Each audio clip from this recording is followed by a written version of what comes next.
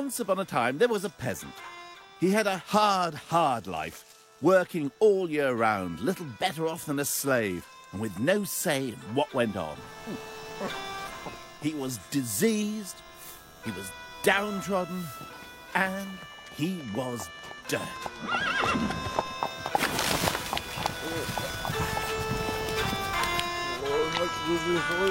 Who on earth would want to have been a medieval peasant?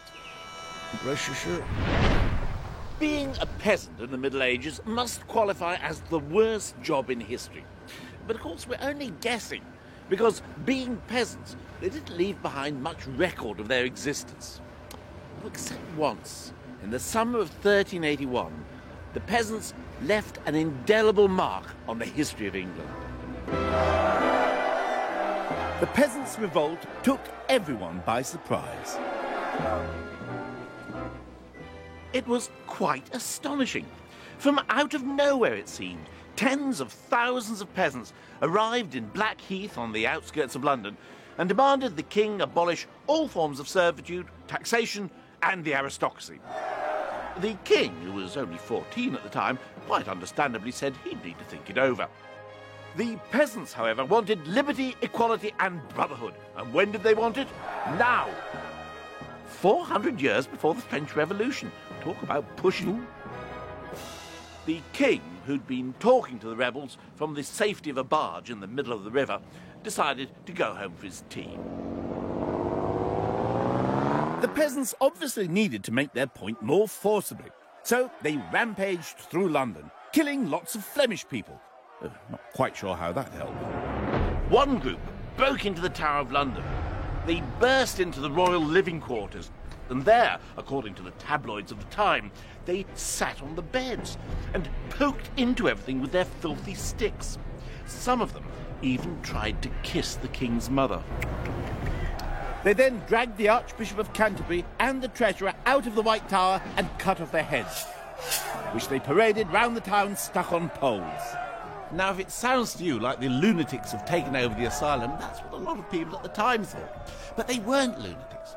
The peasants' agenda was informed, tactical, and most of all, political. They targeted lawyers and court officials. They made bonfires of legal and tax records. They were deliberately erasing their servile past. How could such a wretched group of underlings have organised such a sophisticated attack? After all, they were only a bunch of bloody peasants, weren't they? Medieval feudal society was a pyramid with the king at the top and the peasants at the bottom doing all the hard work. Nobody, not even the lords, owned any land. They simply had the use of it as long as they provided military service for the king. The peasants toiled in the fields, supporting those with more important things to do, like praying and fighting each other. Yeah, it's an excellent system, if you ask me. Stinking peasants. But since the lord of the manor was often away from his estate, fighting in the king's wars, he had to be able to rely on his peasants to organise themselves. In many ways, a medieval peasant had more say in how his life was run than most people do now. Of course, it's a way of life that's all gone, and we'll never know what it was really like to live under such a system. Except where I'm going now.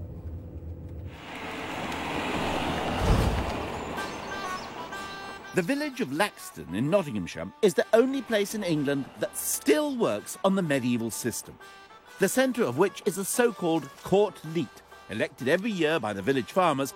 In medieval times, it had the power to formulate bylaws, collect rents, and maintain law and order.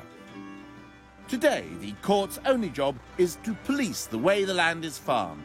Once a year, on jury day, the jurors head out to check that no one is breaking any of the rules.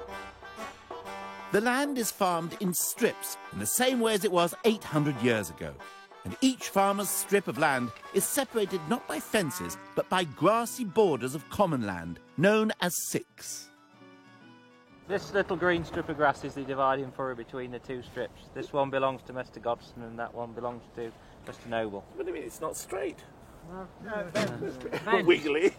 I imagine we're going to be a big, you know, some couple of yards of nice grass. And woe betide anyone caught ignoring these boundaries. As soon as we got there, an offence was spotted. A stray piece of turf. What do you think's left this here, Roy? Ought to be put back in, yeah. So this is what you call soil on the common land?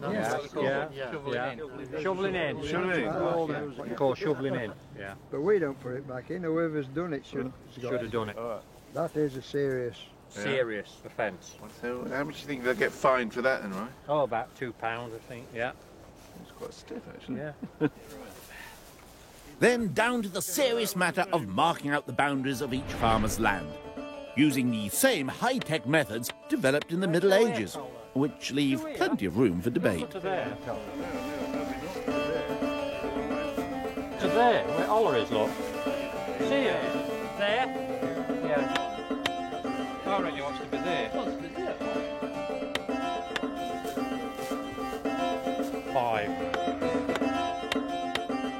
Offences such as ploughing over boundaries are taken very seriously and will be judged at the meeting of the court, a solemn affair which takes place, as it has done for centuries, in the local pub. Right then, gentlemen, I'll call the court to order.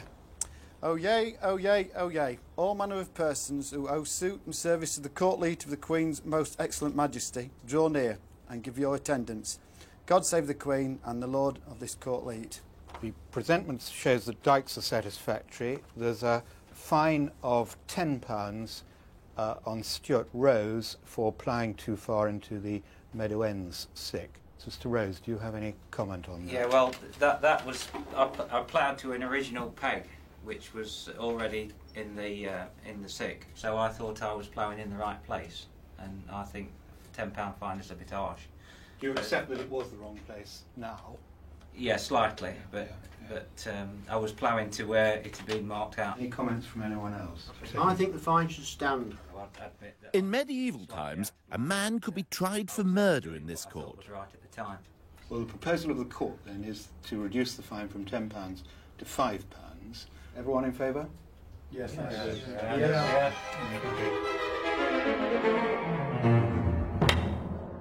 Of course, it suited the lords to leave all this petty legal stuff to the peasants to sort out for themselves.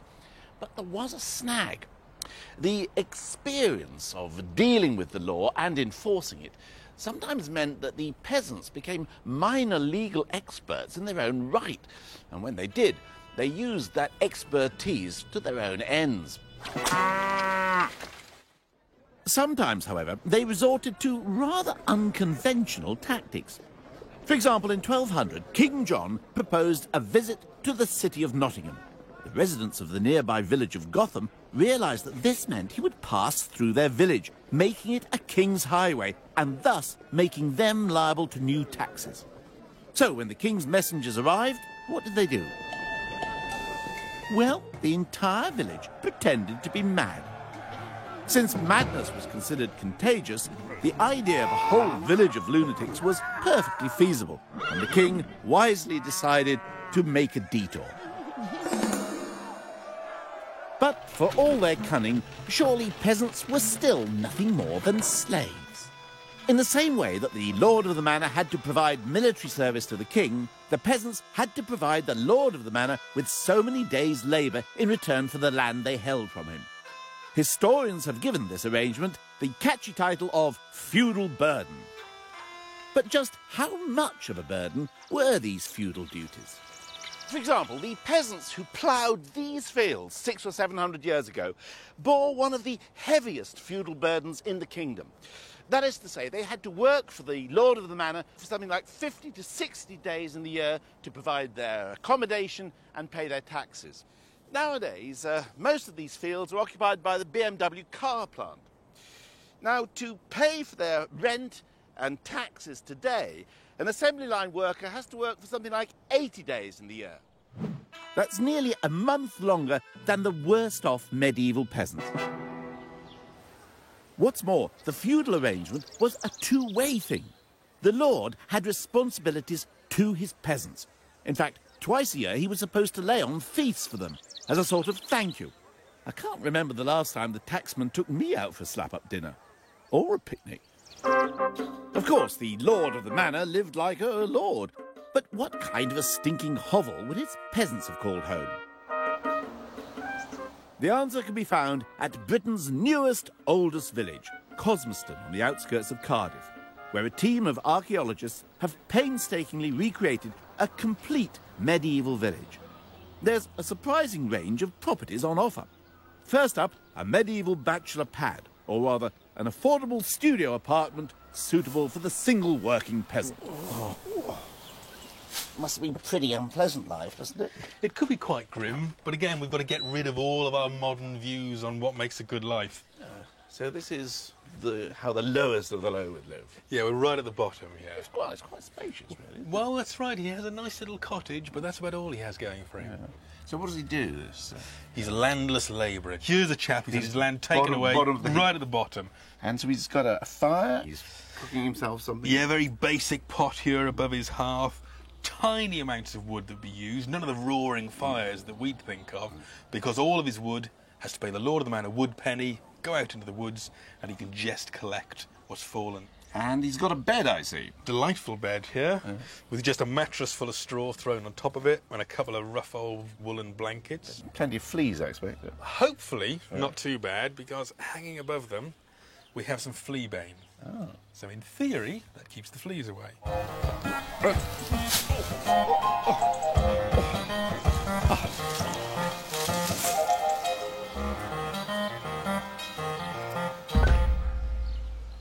If that was the bottom of the heap, what was it like on the top of the bottom of the heap? Next on the tour, an upmarket, semi-detached family home. A decidedly des res for the upwardly mobile professional peasant couple.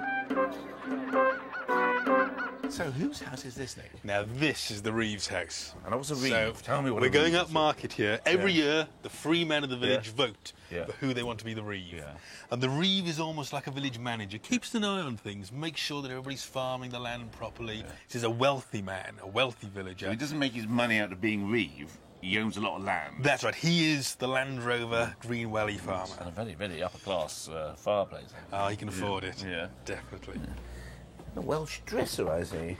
Very important, especially for the Reeve's wife. The first thing you see as you come in is her fine pottery display. So she's showing it off to everybody. Showing her jugs off to everybody. Look how rich I am. Exactly. We have some nice examples here. This one is Saintonge pottery. Sounds French to me. That's right. This has come up from the Bordeaux region, probably as part of the wine trade from that area. Anybody amongst the peasants who's going to be drinking wine, it's going to be the Reeve and his family. Doesn't sound that bad to me, then. Maybe I could be a medieval peasant. I'll think about it. Strip wood floors, shelves of holiday knickknacks, and a nice drop of Bordeaux wine. Maybe the medieval ideal home wasn't so different from today's. But I'm still a bit nervous about what they had to eat. It's this. Pottage.